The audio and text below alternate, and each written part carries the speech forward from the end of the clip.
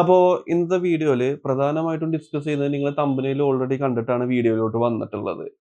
വളരെ സിമ്പിളായിട്ട് പറഞ്ഞുതരാം. നീറ്റ് കിട്ടിയിട്ടില്ലെങ്കിൽ ചെയ്യാൻ പറ്റുന്ന മികച്ച കോഴ്സുകൾ ഏതൊക്കെയാണ് എന്നുള്ളതാണ്. ഇത് പല ആൾക്കാർക്കും പല പെർസ്പെക്റ്റീവ്സും ഉണ്ടാവും. ഞാൻ ജസ്റ്റ് ഒരു 4 ആയിട്ട് ക്ലാസിഫൈ ചെയ്തിട്ട് ഒരു 4 പോയിന്റാണ് ഇന്നത്തെ വീഡിയോയിൽ കാര്യങ്ങൾ പറയുന്നത്.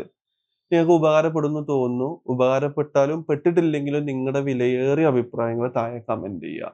അതുപോലെ തന്നെ പ്ലസ് ടു കഴിഞ്ഞതിന് ശേഷം ഒരുപാട് ഹയർ എഡ്യൂക്കേഷൻ പോസിബിലിറ്റീസ് ഉണ്ട്. അപ്പോൾ ഇതുപോലത്തെ ഹയർ എഡ്യൂക്കേഷൻ പോസിബിലിറ്റീസ് ഒക്കെ നിങ്ങൾക്ക് അറിയാൻ വേണ്ടിയിട്ട് നമ്മുടെ വാട്സപ്പ് ചാനലിന്റെ ലിങ്ക് ഞാൻ താഴെ കൊടുക്കാം. വാട്സപ്പ് ചാനൽ ഒന്ന് ജസ്റ്റ് ഫോളോ ചെയ്ത് വെച്ചോളൂ. അപ്പോൾ നീറ്റ് കിട്ടിയിട്ടില്ലെങ്കിൽ പിന്നീട് ഏതൊക്കെ കോഴ്സുകളാണ് നമുക്ക് ചെയ്യാൻ പറ്റുക എന്നുള്ളത് വളരെ പ്രശസ്തമായിട്ടുള്ള ഒരു ചോദ്യമാണ്. ഒരുപാട് കുട്ടികൾ എല്ലാ വർഷവും ചോദിക്കുന്ന ഒരു ചോദ്യമാണ്. കാരണം നീറ്റ് എക്സാം ഇപ്പൊ ഈ വർഷത്തെ നീറ്റ് എക്സാം നമുക്ക് എല്ലാവർക്കും അറിയാം NTA ഒരു 8ന്റെ പണിയാണ് തന്നിട്ടുള്ളത്. കാരണം രണ്ടാമത്തെ പ്രാവശ്യം നീറ്റ് എക്സാം എഴുതി നിൽക്കുന്ന കുട്ടികളാണ് ഉള്ളത്. അപ്പോൾ നീറ്റ് കിട്ടിയിട്ടില്ലെങ്കിൽ അതായത് ആദ്യത്തെ പ്രാവശ്യം നീറ്റ് എക്സാം എഴുതി ഹൈലി കോൺഫിഡന്റ് ആയിട്ടുള്ള കുട്ടികൾ പോലും രണ്ടാമത്തെ പ്രാവശ്യം കോൺഫിഡന്റ് നഷ്ടപ്പെട്ട കുട്ടികളുണ്ട്. അതുപോലെ തന്നെ പ്ലാൻ ചെയ്തതൊക്കെ അല്ലെങ്കിൽ ഒരു അഡ്മിഷൻ ഒരു അക്കാഡമിക് ഇയറിന്റെ ഒരു നല്ലൊരു ടൈം ഡിലേ വരുന്ന ഒരു സിറ്റുവേഷനിലോട്ടാണ് പോകുന്നത്. അപ്പോൾ നീറ്റ് എക്സാം കിട്ടിയിട്ടില്ലെങ്കിൽ അല്ലെങ്കിൽ നീറ്റിനോട് താല്പര്യമില്ലാത്ത കുട്ടികൾക്ക് നീറ്റ് പോലെ തന്നെ ഇപ്പൊ നീറ്റ് എക്സാം നമ്മൾ എന്തിനാ എഴുതുന്നത്? MBBS അല്ലെങ്കിൽ BDS, Ayurveda, homeo, Siddha, agriculture, veterinary, forestry, fisheries, Unani പോലുള്ള മെഡിക്കൽ അല്ലെങ്കിൽ മെഡിക്കൽ അനുബന്ധപ്പെട്ട കോഴ്സുകൾക്ക് അഡ്മിഷൻ കിട്ടാൻ വേണ്ടിയിട്ടാണ് നമ്മൾ എല്ലാവരും നീറ്റ് എക്സാം എഴുതുന്നത്. ഇതിൽ ഭൂരിഭാഗം കേരളത്തിലെ മലയാളികൾക്ക് ഒരു 80% കുട്ടികൾക്കും താല്പര്യം MBBS-നോടായിരിക്കും. അതിനോട് പല കാരണങ്ങളും ഉണ്ട്. ഇപ്പൊ ഡോക്ടർ ആവുക, എഞ്ചിനീയർ ആവുക എന്ന് പറയുന്നത് നമുക്ക് ചെറുപ്പം മുതലേ എല്ലാവരും പറഞ്ഞ് പഠിപ്പിച്ചു വെച്ചിട്ടുള്ള ഒരു കോഴ്സ് ആയതുകൊണ്ട് തന്നെ MBBS-നും എഞ്ചിനീയറിംഗിനും ഇന്നും നമ്മുടെ നാട്ടിൽ അതിൻ്റെതായിട്ടുള്ള ഡിമാൻഡും വിദ്യാർത്ഥികൾക്ക് അതിൻ്റെതായിട്ടുള്ള പ്രഷറുകളും ഉണ്ട്. ഉണ്ടെങ്കിൽ നിങ്ങൾ കമന്റ് ചെയ്യുക. മാറ്റങ്ങൾ വന്നിട്ടുണ്ട്, മാറ്റങ്ങൾ വന്നിട്ടില്ല എന്ന് ഞാൻ പറയുന്നില്ല. അപ്പൊ MBBS പോലെ തന്നെ ഒത്തിരി ജോബ് ഓപ്പർച്യൂണിറ്റീസ് ഉള്ള ഒരുപാട് കോഴ്സുകൾ ഉണ്ട്. അതിനെ കുറിച്ചിട്ടൊക്കെ നമ്മൾ മനസ്സിലാക്കണം. കാരണം MBBS കിട്ടിയിട്ടില്ല എന്ന് വിചാരിച്ച് വല്ല ഡിഗ്രിക്കോ അല്ലെങ്കിൽ അങ്ങനത്തെ ഏതെങ്കിലും സാധാരണ കോഴ്സുകൾക്ക് ജോയിൻ ചെയ്തിട്ട് നമ്മളെ കരിയർ സ്വിച്ച് ചെയ്യേണ്ട കാര്യമൊന്നുമില്ല. നമുക്ക് MBBS, BDS എന്നൊക്കെ പറയുന്ന പോലെ തന്നെ മെഡിക്കൽ മേഖലയിൽ തന്നെ വർക്ക് ചെയ്യാൻ താല്പര്യം ഉണ്ടെങ്കിൽ ഞാൻ ഈ വീഡിയോയിൽ അതിനെ കുറിച്ചിട്ടാണ് കൂടുതൽ പറയുന്നത്. അതായത് മെഡിക്കൽ മേഖലയിൽ തന്നെ 4 രീതിയിൽ നീറ്റ് കിട്ടിയിട്ടില്ലെങ്കിൽ നമുക്ക് ജോയിൻ ചെയ്യാൻ പറ്റും. 4 രീതിയിലുള്ള ഒരു ക്ലാസിഫിക്കേഷൻ ആണ് ഇന്നത്തെ വീഡിയോയിൽ പറയുന്നത്. അപ്പോൾ എല്ലാവർക്കും ആഫ്റ്റർ പ്ലസ് ടു മലയാളം എന്ന് പറയുന്ന നമ്മുടെ യൂട്യൂബ് ചാനലിലോട്ട് സ്വാഗതം.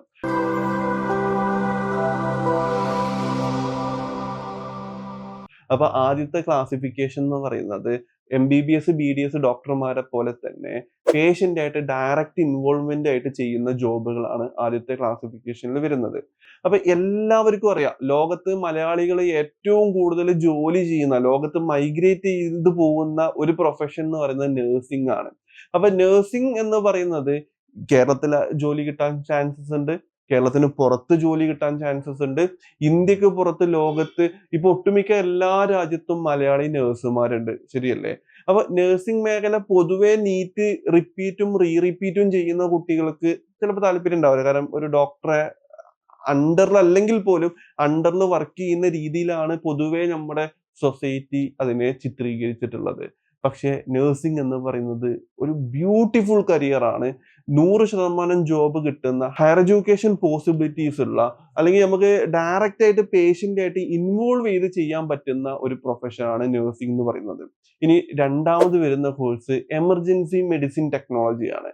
അതായത് ഹോസ്പിറ്റലിലെ കാഷ്വാലിറ്റി അല്ലെങ്കിൽ ICU, വെന്റിലേറ്റർ പോലുള്ള ജീവൻ രക്ഷിക്കുന്ന മിഷനറീസ് കാര്യങ്ങളൊക്കെ യൂസ് ചെയ്ത് ഒരു മനുഷ്യന്റെ എമർജൻസി അല്ലെങ്കിൽ ക്രിട്ടിക്കൽ കെയർ അല്ലെങ്കിൽ കാഷ്വാലിറ്റിയിൽ വരുന്ന ഒരു പേഷ്യന്റിനെ ആദ്യം ചികിത്സ ചെയ്യുന്നത് അല്ലെങ്കിൽ ചികിത്സ നടത്തുന്നത് ഒരു എമർജൻസി മെഡിസിൻ ഡോക്ടറും അവരുടെ കൂടെയുള്ള ടെക്നീഷ്യന്മാരുമാണ്. അപ്പൊ MBBS കിട്ടിയിട്ടില്ലെങ്കിലും നമുക്ക് എമർജൻസി വിഭാഗത്തിൽ ഡയറക്റ്റ് പേഷ്യന്റ് ആയിട്ട് ക്രിട്ടിക്കൽ തിങ്കിങ്ങും അതുപോലെ തന്നെ പെട്ടെന്ന് കാര്യങ്ങൾ അനലൈസ് ചെയ്തിട്ട് ഒരു പ്രോബ്ലം സോൾവ് ചെയ്ത് കൊടുക്കാനുള്ള മെന്റാലിറ്റി ഉള്ള ആൾക്കാർക്ക് ഇതൊരു ബ്യൂട്ടിഫുൾ കരിയർ ആണ്. ലോകത്ത് എവിടെ പോയാലും ജോബ് കിട്ടുന്ന എമർജൻസി മേഖലകളും അതിൽ വരുന്ന ടെക്നോളജികളും ലൈഫ് സേവിങ് ടെക്നോളജികളും ലൈഫ് സേവിങ് പ്രൊസീജിയേഴ്സ് ഒക്കെ കൂടി വന്നുകൊണ്ടിരിക്കുന്ന കാലഘട്ടമാണിത്. അപ്പൊ ഇതിലും ഒത്തിരി ഓപ്പർച്യൂണിറ്റീസും ഹയർ എഡ്യൂക്കേഷൻ പോസിബിലിറ്റീസും ഉണ്ട്. ഇനി അതുപോലെ തന്നെ നമുക്ക് ഡയറക്റ്റ് പേഷ്യന്റ് ആയിട്ട് ഇൻവോൾവ് ചെയ്യാൻ പറ്റുന്ന മൂന്നാമത്തെ ഒരു കോഴ്സാണ് ഫിസിഷ്യൻ അസിസ്റ്റന്റ് എന്ന് പറയും. അതായത് വളരെ സിമ്പിൾ ആയിട്ട് പറഞ്ഞുതരാം. MBBS കഴിഞ്ഞതിന് ശേഷം PG എടുക്കും. അപ്പൊ PG കഴിഞ്ഞതിന് ശേഷം സൂപ്പർ സ്പെഷ്യാലിറ്റി ഡോക്ടേഴ്സ് ഉണ്ട്. അപ്പോൾ ഇപ്പോഴത്തെ ഒരു കാലത്ത് ഒരു MBBS ഡോക്ടർ ആവണമെന്നുണ്ടെങ്കിൽ +2 കഴിഞ്ഞതിന് ശേഷം 1-2 വർഷം റിപ്പീറ്റ് അല്ലെങ്കിൽ റിപ്പീറ്റ് ചെയ്യണം. അപ്പോൾ അങ്ങനെ റിപ്പീറ്റ് ആൻഡ് റിപ്പീറ്റ് ചെയ്തിട്ടാണ് ഒരു MBBSന് ജോയിൻ ചെയ്യുന്നത്. എല്ലാവരും അങ്ങനെ ജോയിൻ ചെയ്യാനും പറ്റുന്നില്ല. അപ്പോൾ 6 വർഷത്തെ MBBS 5.5 വർഷത്തെ MBBSും കൂടി കഴിയുമ്പോഴേക്കും 1 വർഷം റിപ്പീറ്റ് ഉണ്ടെങ്കിൽ 6 1 7 വർഷത്തെ പഠനമാണ് നമുക്കൊരു MBBS എന്ന് പറയുന്ന ഡിഗ്രി ആഫ്റ്റർ +2 കിട്ടുന്നത്. അതിനുശേഷം പിന്നെ നീറ്റ് PG എഴുതണം. നീറ്റ് PG എന്ന് പറയുമ്പോൾ അതും ഹൈലി കോമ്പറ്റീഷൻ ആണ്. അപ്പൊ അതിലും നമ്മൾ റിപ്പീറ്റോ റിപ്പീറ്റോ അല്ലെങ്കിൽ അതിന് വേണ്ടിയിട്ട് നമ്മൾ പ്രിപ്പയർ ചെയ്തിട്ട് വേണം നീറ്റ് PGയുടെ എക്സാം എഴുതാൻ. എന്നാൽ തന്നെ നമുക്ക് അത്യാവശ്യം നല്ലൊരു കോഴ്സിൽ അഡ്മിഷൻ കിട്ടത്തുള്ളൂ. ഇപ്പൊ ജനറൽ മെഡിസിൻ, ജനറൽ സർജറി, അല്ലെന്നുണ്ടെങ്കിൽ പീഡിയാട്രിക്, അല്ലെങ്കിൽ റേഡിയോ ഡയഗ്നോസിസ് പോലുള്ള മേഖലയിൽ അഡ്മിഷൻ കിട്ടണം എന്നുണ്ടെങ്കിൽ നല്ല ഹൈ സ്കോർ വേണം. അങ്ങനെ PG കഴിഞ്ഞതിന് ശേഷം പിന്നെയും ചെയ്യുന്നത് സൂപ്പർ സ്പെഷ്യാലിറ്റി ഉണ്ട്. ഇപ്പൊ ഓങ്കോളജി, നെഫ്രോളജി, ന്യൂറോളജി എന്നൊക്കെ പറഞ്ഞിട്ടുള്ള മേഖലകൾ. അങ്ങനെ സൂപ്പർ സ്പെഷ്യാലിറ്റി ചെയ്യുന്ന ഡോക്ടേഴ്സിനെ, അതായത് അവരെയാണല്ലോ യൂഷ്വലി നമ്മൾ ഫിസിഷ്യൻസ് എന്ന് പറയാം. അതായത് രോഗങ്ങൾ ഡയഗ്നോസിസ് ചെയ്യാനും അതിന്റെ ട്രീറ്റ്മെന്റ് മെത്തേഡുകൾ പ്ലാൻ ചെയ്ത് ട്രീറ്റ് ചെയ്യുന്നവരാണ് ഫിസിഷ്യൻസ് എന്ന് പറയുന്നത്. അപ്പൊ അങ്ങനത്തെ ഫിസിഷ്യൻസിനെ അസിസ്റ്റ് ചെയ്യുന്ന അല്ലെങ്കിൽ അവരുടെ കൂടെ അസോസിയേറ്റ് ചെയ്ത് ചെയ്യുന്ന ജോബാണ് ഫിസിഷ്യൻ അസിസ്റ്റന്റ് എന്ന് പറയുന്ന ജോബ്. അതും നല്ലൊരു പ്രോഗ്രാമാണ്. നമുക്ക് ഡയറക്റ്റ് ആയിട്ട് പേഷ്യന്റ് ആയിട്ട് ഇൻവോൾവ് ചെയ്തിട്ട് വർക്ക് ചെയ്യാൻ പറ്റും. അതുപോലെ തന്നെ വരുന്ന മറ്റൊരു പ്രോഗ്രാമാണ് റെസ്പിറേറ്ററി കെയർ ടെക്നോളജി എന്ന് പറയും. ലങ്സുമായിട്ട് ബന്ധപ്പെട്ട ചികിത്സ ചെയ്യാൻ റെസ്പിറേറ്ററി തെറാപ്പി എന്നൊക്കെ പറയുമല്ലോ, ആ റോള് ബ്യൂട്ടിഫുൾ ആയിട്ട് ചെയ്യുന്നവരാണ് റെസ്പിറേറ്ററി കെയർ ടെക്നോളജിസ്റ്റ് എന്ന് പറയുന്നത്. അതുപോലെ പേഷ്യന്റ് ആയിട്ട് ഡയറക്റ്റ് ഇൻവോൾവ് ചെയ്യുന്ന മറ്റൊരു കോഴ്സാണ് ഓപ്പറേഷൻ തിയേറ്റർ ടെക്നീഷ്യൻ എന്ന് പറയുന്നത്, അല്ലെങ്കിൽ അനസ്തീഷ്യ ടെക്നോളജി എന്ന് പറയും. ഇത് രണ്ടും കമ്പൈൻ ചെയ്ത് വരുന്ന കോഴ്സാണ് BSc operation theatre technology and anaesthesia technology എന്ന് പറയുന്ന കോഴ്സ്. കേരളത്തിൽ അനസ്തീഷ്യ ടെക്നോളജി എന്ന് പറയുന്ന കോഴ്സ് മാത്രമേ ഉള്ളൂ. പക്ഷെ കേരളത്തിന് പുറത്ത് നോക്കുകയാണെന്നുണ്ടെങ്കിൽ 2 കോഴ്സും ഒരുമിച്ച് വരുന്നുണ്ട്. അപ്പൊ ഇതും ഒരു ബ്യൂട്ടിഫുൾ ഓപ്ഷൻ ആണ്. അപ്പോൾ ഇതൊക്കെ നമുക്ക് ഡയറക്റ്റ് ആയിട്ട് പേഷ്യന്റ് ആയിട്ട് ഇൻവോൾവ് ചെയ്യാൻ പറ്റും. ഇപ്പൊ അനസ്തീഷ്യ ടെക്നോളജി എന്ന് പറയുമ്പോൾ MBBS കഴിഞ്ഞതിന് ശേഷം അനസ്തീഷ്യയിൽ PG ചെയ്യുന്ന ഡോക്ടേഴ്സിനെ അസിസ്റ്റ് ചെയ്യുന്നവരാണ് anaesthesia technologist. Operation theatre technology എന്ന് പറയുമ്പോൾ MBBS കഴിഞ്ഞതിന് ശേഷം സർജറി എന്ത് തന്നെ ആയിക്കോട്ടെ, ഇപ്പോ ഓർത്തോപീഡിക് സർജറി എന്ന് പറയുമ്പോൾ എല്ലിന്റെ വിഭാഗം, അല്ലെങ്കിൽ ജനറൽ സർജറി ഉണ്ടാവും, ഗൈനക്കോളജി ഉണ്ടാവും, അല്ലെന്നുണ്ടെങ്കിൽ സ്പെഷ്യലൈസ്ഡ് ആയിട്ടുള്ള സർജന്മാരുണ്ടാവും. ഇപ്പോൾ കാർഡിയാക്കിന്റെ surgery, neuro surgery, nephro surgery, ophthal surgery ഒക്കെ നടക്കുന്ന വിഭാഗത്തിൽ നമുക്ക് ജോലി ചെയ്യാൻ പറ്റും. ഒരുപാട് OTകൾ ഉണ്ടല്ലോ ഒരു ഹോസ്പിറ്റലിൽ. അപ്പൊ പല വിഭാഗത്തിലും ഒരേപോലെ ജോലി ചെയ്യാൻ പറ്റുന്ന ഒരു കോഴ്സാണ് BSc anaesthesia and operation theatre technology എന്ന് പറയുന്നത്. ഡയറക്റ്റ് ആയിട്ട് പേഷ്യന്റ് ആയിട്ട് ഇൻവോൾവ് ചെയ്തിട്ട് ചെയ്യുന്ന വർക്കാ. അതുപോലെ തന്നെ വരുന്ന മറ്റൊരു പ്രോഗ്രാമാണ് ഡയാലിസിസ് ടെക്നോളജി എന്ന് പറയും. ഇതേപോലെ തന്നെ MBBS കഴിഞ്ഞതിന് ശേഷം നെഫ്രോളജി വിഭാഗത്തിൽ സൂപ്പർ സ്പെഷ്യാലിറ്റി എടുക്കുന്ന ഡോക്ടേഴ്സിനെ ഹെൽപ്പ് ചെയ്യുന്നവരാണ് ഡയാലിസിസ് ടെക്നോളജി. ഡയാലിസിസ് നമുക്ക് എല്ലാവർക്കും അറിയാം. നമ്മുടെ കിഡ്നി ചെയ്യുന്ന പർപ്പസ് നമ്മളൊരു എക്സ്റ്റേണൽ മെഷീന് വഴി നമ്മുടെ ഹ്യൂമൻ ബോഡിയിലെ ഫ്ലൂയിഡ്സ് മൊത്തം ഫിൽട്ടർ ചെയ്ത് നമുക്ക് നല്ല ബ്ലഡ് തിരിച്ച് നമ്മുടെ ശരീരത്തിലൂടെ നമ്മുടെ കിഡ്നി ഫിൽട്രേഷൻ ചെയ്യുന്നുണ്ടല്ലോ, അതേ ഫംഗ്ഷൻ പുറമേയുള്ള മെഷീന് വഴി ചെയ്യുന്നതാണ് ഡയാലിസിസ് ടെക്നോളജി എന്ന് പറയുന്നത്. അത് ഹീമോ ഡയാലിസിസും ഉണ്ട്, അതുപോലെ തന്നെ പെരിറ്റോണിയൽ ഡയാലിസിസും ഉണ്ട്. അപ്പൊ ഇതിനെ കുറിച്ചിട്ട് പഠിക്കുന്നതാണ് ഡയാലിസിസ് ടെക്നോളജി. അപ്പൊ ഞാൻ പറഞ്ഞു വന്നത്, ഒന്നാമത്തെ കാറ്റഗറി നീറ്റ് കിട്ടിയിട്ടില്ലെങ്കിൽ ഒന്നാമത്തെ കാറ്റഗറി ഓഫ് ജോബ് നമുക്ക് ഇങ്ങനെ ക്ലാസിഫൈ ചെയ്യാം. അതായത് ഡയറക്റ്റ് പേഷ്യന്റ് ആയിട്ട് ഇൻവോൾവ് ചെയ്ത് വർക്ക് ചെയ്യാൻ പറ്റുന്നത്. അതായത് ഒന്നെങ്കിൽ നഴ്സിംഗ്, അല്ലെങ്കിൽ operation theatre technology, anaesthesia technology, emergency medicine technology, physician assistant, dialysis technology, respiratory care therapy അല്ലെങ്കിൽ റെസ്പിറേറ്ററി ടെക്നോളജി എന്ന് പറയുന്ന കോഴ്സുകളൊക്കെ ഈ ഒരു വിഭാഗത്തിൽ വരുന്ന പ്രോഗ്രാമാണ്. ഇനി രണ്ടാമത്തെ ക്ലാസിഫിക്കേഷനിലോട്ട് വരാം. വളരെ ഇമ്പോർട്ടന്റ് ആയിട്ടുള്ള ഒരു ക്ലാസിഫിക്കേഷൻ ആണ് രണ്ടാമത്തെ ക്ലാസിഫിക്കേഷൻ. എന്താണെന്നറിയോ? അത് ഡയഗ്നോസ്റ്റിക് ഏരിയയിൽ വർക്ക് ചെയ്യുന്നത്. ഡയഗ്നോസ്റ്റിക് ഏരിയയിൽ വർക്ക് ചെയ്യുക എന്ന് പറയുമ്പോൾ, ഇപ്പൊ ഇതൊക്കെ എന്ന് പറയുമ്പോൾ നമ്മൾ ആദ്യം പറഞ്ഞത് പേഷ്യന്റ് ആയിട്ട് ഡയറക്റ്റ് ഇൻവോൾവ്മെന്റ് ഉണ്ട്. അപ്പൊ ഈ പേഷ്യൻസിന് വരുന്ന അസുഖങ്ങൾ കണ്ടുപിടിക്കുക, അതിനാണ് ഡയഗ്നോസ്റ്റിക് ഏരിയ എന്ന് പറയുന്നത്. അതായത് വളരെ സിമ്പിൾ ആയിട്ട് പറയാം, ഒരു കുട്ടി ജനിക്കുന്ന അന്ന് മുതൽ നമ്മൾ ഹോസ്പിറ്റലിലാണല്ലോ ജനിക്കുന്നത്, അന്ന് മുതൽ ബ്ലഡും കാര്യങ്ങളൊക്കെ എടുത്ത് ടെസ്റ്റ് ചെയ്ത് അതിന്റെ കാര്യങ്ങളൊക്കെ ചെയ്ത് കുട്ടി ഓക്കെ ആണോ എന്ന് നോക്കും. അത് ചെയ്യുന്നത് എവിടുന്ന? ലാബിൽ നിന്നാണ്. അതായത് മനുഷ്യ ശരീരത്തിൽ ഉണ്ടാവുന്ന അസുഖങ്ങൾ കണ്ടുപിടിച്ചു കൊടുക്കുക. അതിൽ വളരെ പ്രധാനപ്പെട്ട ഒരു വിഭാഗമാണ് മെഡിക്കൽ ലബോറട്ടറി ടെക്നോളജി എന്ന് പറയുന്നത്. ഡയഗ്നോസിസ് ഏരിയയിൽ വർക്ക് ചെയ്യാൻ പറ്റുന്നതാ. അതും ഇതേപോലെ തന്നെ MBBS കഴിഞ്ഞതിന് ശേഷം പാത്തോളജി വിഭാഗത്തിലുള്ള ഡോക്ടേഴ്സിന്റെ കൂടെ അസോസിയേറ്റ് ചെയ്ത് വർക്ക് ചെയ്യുന്ന, പാത്തോളജി ലാബിലൊക്കെ വർക്ക് ചെയ്യാൻ പറ്റുന്ന ഒരു ബ്യൂട്ടിഫുൾ കരിയറാണ് ലാബ് ടെക്നോളജി എന്ന് പറയുന്നത്. ഹയർ എഡ്യൂക്കേഷൻ പോസിബിലിറ്റീസിലോട്ട് വരുന്ന സമയത്ത് clinical embryology, histopathology, blood bank technology, അല്ലെങ്കിൽ ഇങ്ങനെ ഒരുപാട് വൈഡ് ആയിട്ടുള്ള മൈക്രോബയോളജി, വൈറോളജി, ഇമ്മ്യൂണോളജി പോലുള്ള ഒരുപാട് വൈഡ് ആയിട്ടുള്ള ഏരിയയിലോട്ട് ഹയർ എഡ്യൂക്കേഷൻ ചെയ്യാൻ പറ്റുന്ന ഒരു പ്രോഗ്രാമാണ് മെഡിക്കൽ ലാബ് ടെക്നോളജി എന്ന് പറയുന്നത്. അപ്പോൾ ഇതിനെ കുറിച്ചിട്ട് ഞാൻ ഈ പറഞ്ഞ കോഴ്സുകളെ കുറിച്ചിട്ടുള്ളൊക്കെ ഡീറ്റെയിൽഡ് ആയിട്ടുള്ള വീഡിയോ, എന്താണ് ഈ കോഴ്സ്, എത്ര വർഷം പഠിക്കണം, എവിടെ പഠിക്കണം, എങ്ങനെ പഠിക്കണം, ഇത് പഠിച്ചു കഴിഞ്ഞുള്ള ജോബ് എന്താണ്, ഇതിന്റെ റിസ്ക് എലമെന്റ് എന്താണ്, നെഗറ്റീവ് സൈഡ് എന്താണ് എന്നുള്ളതൊക്കെ ഡീറ്റെയിൽഡ് ആയിട്ടുള്ള എല്ലാ കോഴ്സുകളുടെ വീഡിയോസും നമ്മുടെ ചാനലിൽ തന്നെ ഉണ്ട്. പാരാമെഡിക്കലിന്റെ പ്ലേലിസ്റ്റ് ഞാൻ ആഡ് ചെയ്തിട്ടുണ്ട്. അതിലൊന്ന് കയറി നോക്കിയാൽ മതി. അപ്പോൾ ഒന്നാമത്തെ കോഴ്സ് ഡയഗ്നോസിസ് ഏരിയയിൽ വരുന്ന വളരെ പ്രധാനപ്പെട്ട ഒരു കോഴ്സാണ് മെഡിക്കൽ ലബോറട്ടറി ടെക്നോളജി എന്ന് പറയുന്നത്. ഇനി മറ്റൊരു കോഴ്സാണ് ഇമേജിംഗ് ടെക്നോളജി എന്ന് പറയുന്നത്. അതും വളരെ സിമ്പിൾ ആയിട്ട് പറയുകയാണെങ്കിൽ MBBS കഴിഞ്ഞതിന് ശേഷം MDയിൽ റേഡിയോ ഡയഗ്നോസിസ് എടുക്കുന്ന, റേഡിയോളജി എടുക്കുന്ന ഡോക്ടേഴ്സിനെ അസിസ്റ്റ് ചെയ്യുന്നവരാണ്, അല്ലെങ്കിൽ അവരുടെ കൂടെ അസോസിയേറ്റ് ചെയ്ത് ജോബ് ചെയ്യുന്നവരാണ് മെഡിക്കൽ ഇമേജിംഗ് ടെക്നോളജിസ്റ്റ്, അല്ലെങ്കിൽ റേഡിയോളജിസ്റ്റ് എന്നൊക്കെ പറയും, BSc റേഡിയോളജി എന്നൊക്കെ പറയും. അപ്പോൾ ഇതും വളരെ ഇൻട്രസ്റ്റിംഗ് ആയിട്ടുള്ള ജോബാണ്. അതായത് ഫോട്ടോഗ്രാഫി എന്ന് പറയുമ്പോൾ നമ്മളൊരു ക്യാമറയുടെ ലെൻസിന്റെ ഉള്ളിലൂടെ അതിന്റെ സെൻസറിലോട്ട് വരുന്ന ലൈറ്റ് അബ്സോർവ് ചെയ്തിട്ട് അതൊരു പിക്ചർ ആക്കിയിട്ട് മാറ്റുന്നതാണ് ഫോട്ടോഗ്രാഫി എന്ന് പറയുന്നത്, വളരെ സിമ്പിൾ ആയിട്ട് പറയുകയാണെന്നുണ്ടെങ്കിൽ. ഇതേപോലെ തന്നെയാണ് റേഡിയോഗ്രഫി. അതായത് റേഡിയോ വേവ്സ് ഉപയോഗിച്ചിട്ട് നമ്മുടെ ഹ്യൂമൻ ബോഡിയിലെ ഇന്റേണൽ ഓർഗൻസിന്റെയോ ഫങ്ഷൻസിന്റെയോ ഫോട്ടോസ്, പിക്ചേഴ്സ് പുറത്തോട്ടേക്ക് എടുക്കുക എന്ന് പറയുന്നതാണ്. വളരെ സിമ്പിൾ ആയിട്ട് പറഞ്ഞുതരാം. എക്സ്റേ, അല്ലെങ്കിൽ CT സ്കാൻ, അല്ലെങ്കിൽ MRI scan, ultrasound, PET CT, mammography, fluoroscopy പോലുള്ള സ്കാനിങ് മേഖലയിൽ വർക്ക് ചെയ്യാൻ താല്പര്യപ്പെടുന്ന കുട്ടികൾക്ക്, അതായത് ഡയറക്റ്റ് പേഷ്യന്റ് ഇന്ററാക്ഷൻ അല്ല, വരുന്ന പേഷ്യന്റിന് വരുന്നു, അവരുടെ ലാബ് ടെക്നോളജി എന്ന് പറയുമ്പോൾ ഹ്യൂമൻ ബോഡിയിലെ സാമ്പിൾസ് കളക്ട് ചെയ്തിട്ട് അതിലൂടെ അസുഖം കണ്ടുപിടിക്കുക.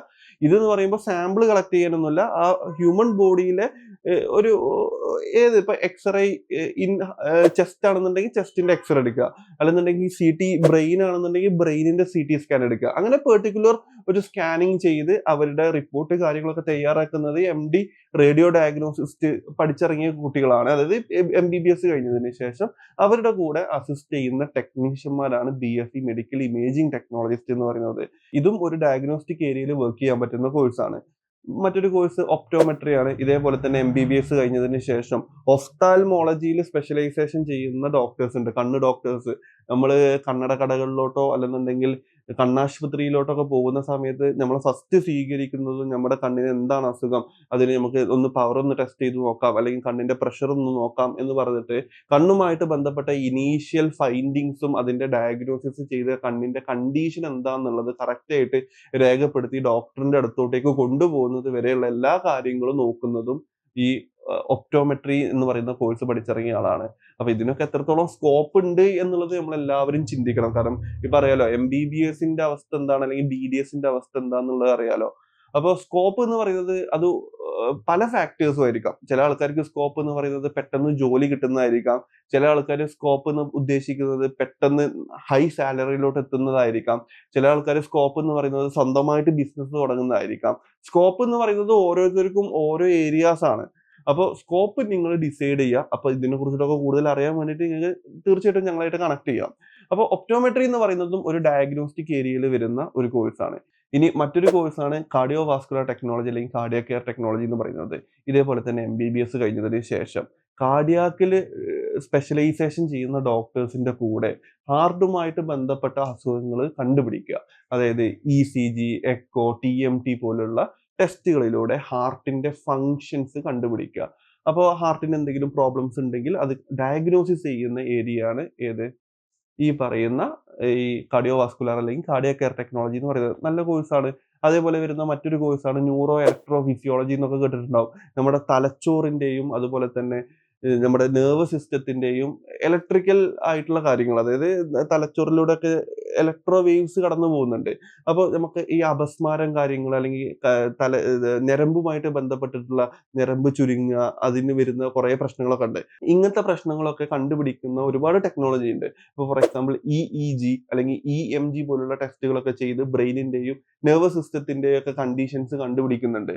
അപ്പൊ ഈ മേഖലയിലും നമുക്ക് ജോലിക്ക് കയറാൻ പറ്റും. അപ്പൊ ഇതൊക്കെയാണ് ഡയഗ്നോസ്റ്റിക് ഏരിയയിൽ വർക്ക് ചെയ്യാൻ പറ്റുന്ന രണ്ടാമത്തെ വിഭാഗത്തിൽ വരുന്ന ജോലികൾ. ഇനി മൂന്നാമത്തെ വിഭാഗം വളരെ പ്രധാനപ്പെട്ട ഒരു വിഭാഗമാണ്. അതാണ് റീഹാബിലിറ്റേഷൻ കോഴ്സുകൾ എന്ന് പറയുന്നത്. അപ്പൊ റീഹാബിലിറ്റേഷൻ കോഴ്സ് എന്ന് പറയുന്നത് വളരെ സിമ്പിൾ ആയിട്ട് പറഞ്ഞുതരാം. അതായത് ഒരു ഒരു ഒരു പേഷ്യന്റ് ഒരു പ്രോബ്ലം കൊണ്ടുവരുമ്പോ അവരുടെ പ്രോബ്ലം മരുന്നുകളും സർജറികളും ഇല്ലാതെ ബാക്ക് ടു നോർമൽ ലൈഫിലോട്ട് കൊണ്ടുപോവാന്ന് പറയും. ഉദാഹരണങ്ങൾ പറഞ്ഞുതരാം. ഒന്ന് എന്ന് പറയുന്നത് ഫിസിയോതെറാപ്പി. ഫിസിയോതെറാപ്പി എന്ന് പറയുന്നത് എന്താണ്? ബിപിടി എന്ന് പറയുന്ന കോഴ്സ് 4.5 വർഷം, ഇപ്പൊ 5 വർഷം ആക്കിയിട്ടുണ്ട്. 4 വർഷത്തെ പഠനം പ്ലസ് 1 ഇയർ ഇന്റേൺഷിപ്പ് ആണ് ഫിസിയോതെറാപ്പി വരുന്നത്. അപ്പോ ഈ ഒരു കോഴ്സ് എന്ന് പറയുന്നത് എന്താ? ഒരു ഹ്യൂമൻ ബോഡിയിലെ മെക്കാനിക്കൽ മൂവ്മെന്റ്സിൽ എന്തെങ്കിലും റിസ്ട്രിക്ഷൻസ് സംഭവിക്കുന്നുണ്ടെങ്കിൽ അത് ബാക്ക് ടു നോർമൽ ലൈഫിലോട്ട് മരുന്നുകളോ സർജറിയോ ഇല്ലാതെ എക്സസൈസിലൂടെ ബാക്ക് ടു നോർമൽ ലൈഫിലോട്ട് തിരിച്ചു കൊണ്ടുവരുന്നതാണ് ഫിസിയോതെറാപ്പി എന്ന് പറയുന്ന കോഴ്സ്. അതേപോലെ വരുന്ന മറ്റൊരു കോഴ്സാണ് ഒക്യുപേഷൻ തെറാപ്പി എന്ന് പറയും. ഒക്യുപേഷൻ തെറാപ്പി എന്ന് പറയുന്നതും 4 വർഷം ഡ്യൂറേഷൻ പ്ലസ് 6 മന്ത് അല്ലെങ്കിൽ 1 ഇയർ ഇന്റേൺഷിപ്പ് വരുന്ന ഒരു പ്രോഗ്രാമാണ്. ഇതിനെ കുറിച്ചിട്ടുള്ള ഡീറ്റെയിൽഡ് വീഡിയോ നമ്മുടെ ചാനലിൽ തന്നെ കിടക്കുന്നുണ്ട്.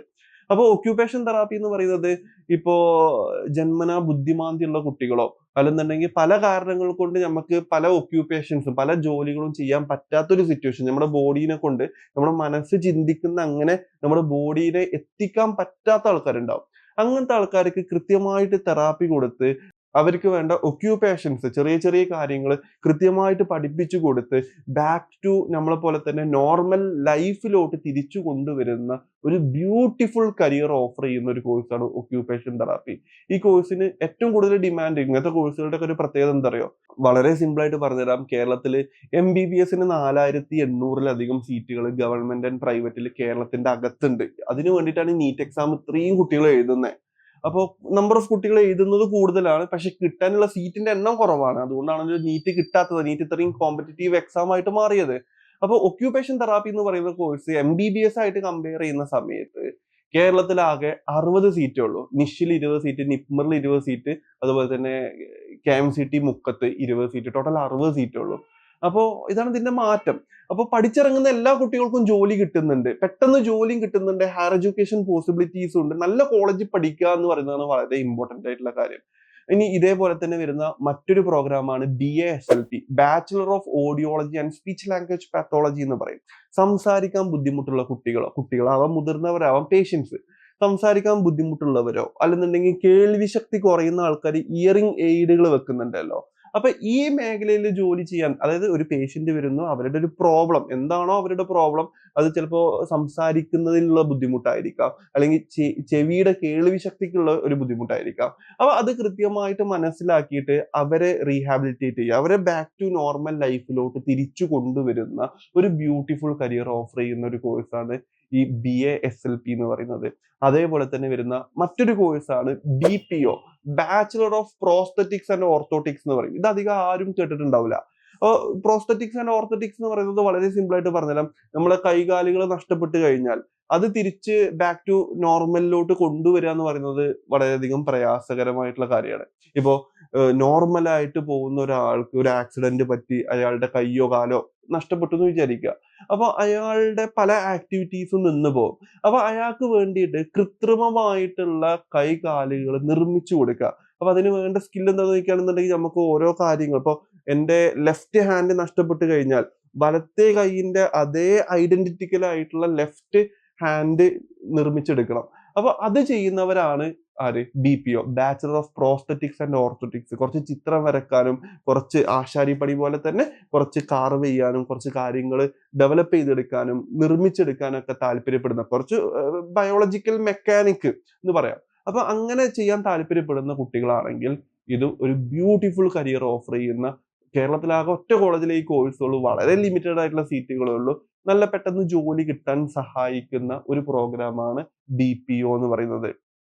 4 കോഴ്സുകൾ പറഞ്ഞു. ഇനി വേണമെന്നുണ്ടെങ്കിൽ നമുക്ക് ക്ലിനിക്കൽ സൈക്കോളജി പറയാം. ഇനി ഇതല്ലാതെ ഒരുപാട് കോഴ്സുകൾ ഉണ്ട് ട്ടോ. നിങ്ങൾ ജസ്റ്റ് താഴെ കമന്റ് ചെയ്തോളൂ. ഈ കോഴ്സിനെ പറ്റിയിട്ടുള്ള ഡീറ്റെയിൽഡ് വീഡിയോ ഞാൻ പിന്നീട് ചെയ്യാവുന്നതാണ്. അതേപോലെ തന്നെ ഇനി 4ാമത്തെ കാറ്റഗറി എന്ന് പറയുന്നത് ഇതിലൊന്നും പെടാത്ത സ്പെഷ്യലൈസ്ഡ് ആയിട്ടുള്ള ഏരിയകൾ ഉണ്ടല്ലോ. ഇപ്പോ നീറ്റ് എക്സാം എഴുതി ഇനിയിപ്പോ മെഡിക്കൽ മേഖലയോട് ഒരു മടുപ്പ് തോന്നിയ ആൾക്കാർക്ക്, എന്നാൽ മെഡിക്കൽ മേഖലയിൽ മാനേജ്മെന്റ് ഏരിയയിലോട്ട് പോകാൻ താല്പര്യപ്പെടുന്ന ആൾക്കാർക്ക് ഈ MBA ചെയ്യാൻ പറ്റും. MBA in hospital administration, MHA masters in hospital administration. അതായത് ബാച്ചിലറിൽ എനി ഡിഗ്രി കഴിഞ്ഞതിന് ശേഷം മാസ്റ്റേഴ്സ് ലെവലിൽ ഇവർക്ക് മാനേജ്മെന്റ് ഏരിയയിലോട്ട് വരുന്ന ആൾക്കാരുണ്ട്. ബാച്ചിലർ ലെവലിലാണെങ്കിൽ പോലും BHA പോലുള്ള കോഴ്സുകൾ അല്ലെങ്കിൽ BBA പോലുള്ള കോഴ്സുകൾ ഒക്കെ പഠിച്ചു കഴിഞ്ഞതിന് ശേഷം ഹോസ്പിറ്റൽ മേഖലയിലോട്ട് വരുന്ന ഒത്തിരി കുട്ടികളുണ്ട്. ഇനി അതേപോലെ തന്നെ മറ്റുള്ള മേഖലകൾ എന്ന് പറയുമ്പോൾ ഫുഡ് ആൻഡ് ന്യൂട്രീഷൻ നമുക്കൊരു നല്ല കോഴ്സായിട്ട് പറയാം. അതായത് ഹോസ്പിറ്റൽ മേഖലയിൽ തന്നെ ഇപ്പോ മരുന്നുകളിലൂടെ മാത്രം, മരുന്ന് ഉദ്ദേശിച്ചത് ടാബ്ലറ്റ് ആവാം, ഇഞ്ചക്ഷൻസ് ആവാം, ടോണിക് ആവാം. അത് മാത്രമല്ലാതെ ഫുഡിലൂടെ ഇപ്പോ കാൽസ്യം, പൊട്ടാസ്യം അല്ലെങ്കിൽ എങ്ങനത്തെ മൂലകങ്ങൾ നമ്മുടെ ഹ്യൂമൻ ബോഡിയിൽ സോഡിയം ഒക്കെ പോയ ആൾക്കാർക്കൊക്കെ സ്പെഷ്യലൈസ്ഡ് ആയിട്ടുള്ള ഫുഡിലൂടെ സോഡിയം ഡെവലപ്പ് ചെയ്തെടുക്കാനും, അപ്പൊ ഇങ്ങനെ ഫുഡിലൂടെ ബാക്ക് ടു നോർമൽ ലൈഫിലോട്ട് കൊണ്ടുവരിക, അല്ലെങ്കിൽ ഫുഡിലൂടെ ഇവരെ തിരിച്ചു കൊണ്ടുവരിക, ഇവരുടെ ആരോഗ്യം വീണ്ടെടുക്കുക എന്ന് പറയുന്ന ഉത്തരവാദിത്തം ചെയ്യുന്നവരാണ് ഫുഡ് ആൻഡ് ന്യൂട്രീഷൻ അല്ലെങ്കിൽ ന്യൂട്രീഷൻ ആൻഡ് ഡയറ്ററ്റിക്സ് എന്ന് പറയുന്നത്. അപ്പൊ ഇങ്ങനെ നോക്കുന്ന സമയത്ത് നീറ്റ് കിട്ടിയിട്ടില്ലെങ്കിലും നീറ്റ് MBBS പോലെ തന്നെ അല്ലെങ്കിൽ അതിന്റെ മേലോട്ടേക്ക് എത്താൻ പറ്റുന്ന ഒരുപാട് കരിയർ ഓപ്പർച്യൂണിറ്റീസ് ഇന്ന് നമ്മുടെ നാട്ടിലുണ്ട്. അതായത് യൂഷ്വലി ഇപ്പൊ പണ്ട് എല്ലാവരും പറയുന്ന പോലെ തന്നെ ഒന്നെങ്കിൽ MBBS അല്ലെങ്കിൽ എഞ്ചിനീയറിംഗ് എന്ന് പറഞ്ഞ് കുട്ടികളുടെ മനസ്സിൽ ഭയങ്കര വലിയൊരു ബാധ്യതയിലോട്ട് ചിലപ്പോൾ പാരന്റ്സ് ആവാം, ടീച്ചേഴ്സ് ആവാം, അല്ലെന്നുണ്ടെങ്കിൽ നാട്ടുകാരോ കൂട്ടുകാരോ നമ്മുടെ സൊസൈറ്റിയോ അങ്ങനെ എത്തിക്കുന്നുണ്ടെങ്കിൽ അത് ഭയങ്കര വലിയ തെറ്റാ.